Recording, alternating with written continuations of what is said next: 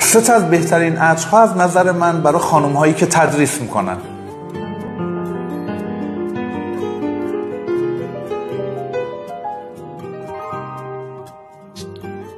سلام، مرسی از همراهان عزیزم و خانم هایی که پیج منو دنبال میکنین. سه تا عطر براتون انتخاب کردم برای خانم هایی که تدریس میکنن در فضای دانشگاهی و ورساچه. اولین پیشنهادمه به خاطر اینکه شاگردها و بچه‌ها درک بهتری از درس و تدریس شما خواهند داشت، به خاطر اینکه این عطر خواص دارویی بالایی داره. اتکلون کرید لاو وایت از کمپانی فاخر و نیش پرفیوم کرید انگلستان، یه عطر با طبع خنک، ماندگاری و پراکندگی خوب.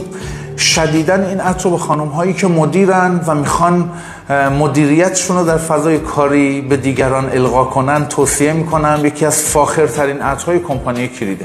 و اتکلون بعدی که بهتون معرفی میکنم اتکلون چانس و اوتندر شانله.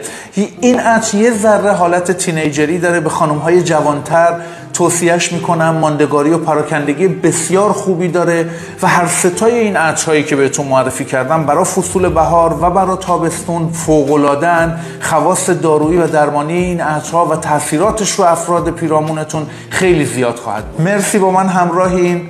حتما تجربه استفاده این عطرها رو با من به اشتراک بذارین.